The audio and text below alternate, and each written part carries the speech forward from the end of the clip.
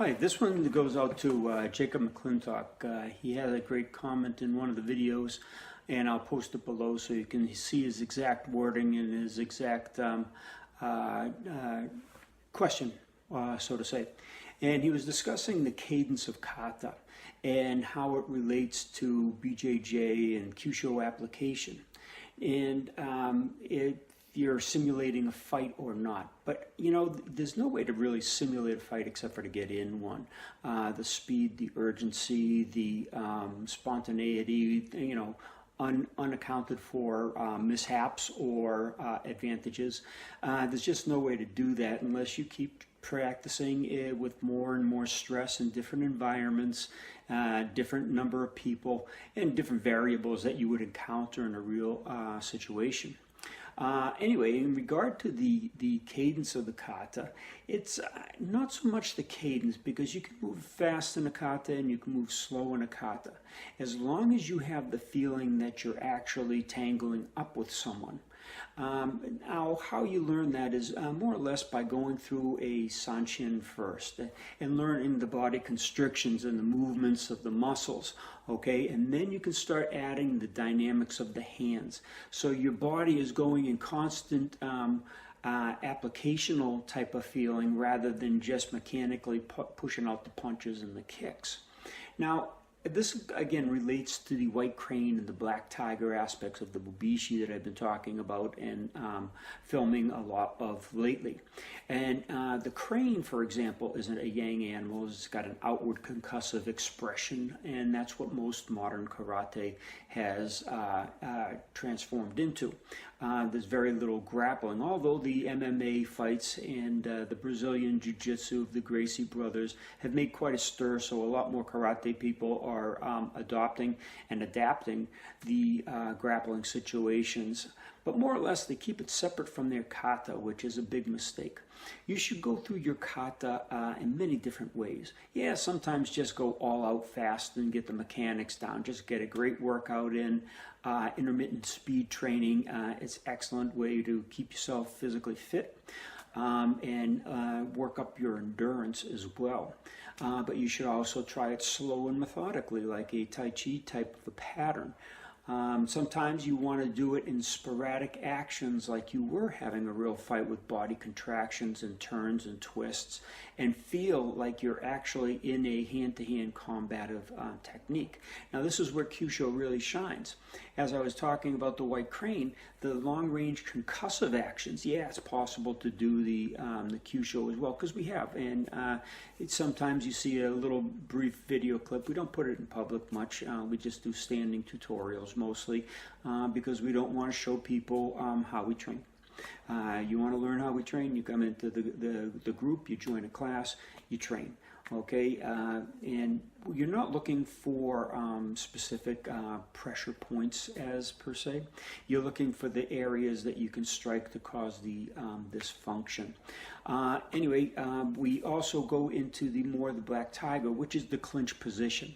And this is where that question relates. Okay, Brazilian Jiu-Jitsu is a hands-on, body-to-body type of fighting system.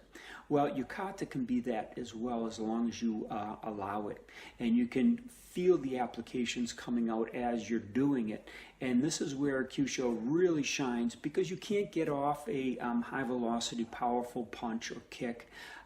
Sometimes, yeah, an elbow at close range, like shirt-to-shirt range. But you can get in the compressive actions of the tiger and the constrictions of the black tiger. The crane is very difficult to enact at that distance, and of course at long distance the tiger is just impossible, because you got to get a grip on the guy. But your practice of the kata, it should be as you want it. Okay, you were given the kata, and out of respect for the dojo, out of respect for the teacher, out of respect for the style, what they want you to perform in the dojo for your testing, your class, and to perpetuate their system and their style for the school and the integrity of the school and the system. Do it exactly the way they ask you to do it. Okay, that's just respect, and that's just common sense. But when you get home, and it's yours. Okay, do what you want. Practice it as you want. I practice kata standing. I practice it on the floor. I practice it sometimes fast just for a good workout. Sometimes I envision every part of the arm that's moving. For example, like when you do the nahanchi punch. Okay, a lot of people pay attention to the punch. They don't pay attention to the elbow striking. Okay, that type of action that I've depicted in earlier films here on YouTube, that gives you the depth. So you can go into that, you can go into targeting, you go into different tools, you can work it again on the ground like a grappling situation. Nahanchi is one of the best katas in the world for ground application. Everything you want to do and everything that the Gracie Jiu-Jitsu style shows is in there. Yes, you have to have patience. Kata isn't just a learn the kata, duplicate it for the instructor, pass your test, and forget about it. You pick a kata that's your lifelong study, and you turn that puppy inside out. You look at it fast, you look at it slow, powerful, completely relaxed, eyes closed, in the dark, with strobe lights on, different environments like on a beach, on gravel, on the sidewalk, in grass. Wherever you are, okay? You can sometimes even just lay on the ground and go through the kata, not like you're trying to grapple or anything, but just go through it. All right, this gives you the depth and this will give you the understanding. Now, put an uke in there and get into the clinch, and now you have where the Kyusho really shines, because you don't need that long-range ballistic force and the velocity to cause the damage. You do need to know the targets. You do need to know the applicable tools to fit into the spaces, especially in a confined or constrained position like a grappler would put you in. And we've worked with the Gracie system. We've worked with many different jiu-jitsu styles, and it fits in perfectly. There's no changing their technique, just the focus and the way you apply the nerve attack, or the tendon attack, or the muscle attack, the structural attacks that you're doing. So yes, when you do the cadence of a kata, sometimes work it as the Brazilian masters do. Okay, you slow it down. Okay, you feel for that change. Okay, when you're doing your ground grappling, you do the same thing. You just lay in wait and wait for them to make a mistake and feel the application sink in as they're making their mistake. Same thing you can do in a kata. All right, it's a mental process. It's a spiritual process where you're feeling the technique. It's also, of course, a physical process. So, Justin, great point, great question, great comment. Please keep them coming. We appreciate the support here on the YouTube channel and also in the subscription service at Kyusho.com. I know you're a platinum member there, and you have you've got access to over I think it's 90 films now. We're adding one again this week on Sanshin. So I thank you very much for the support and the questions. People, just keep the questions coming or the comments coming, and we'll answer them one at a time. And please hit subscribe and like, because that'll help the channel grow even more so we can get more input. And that's where the learning comes. Now, there's an old expression.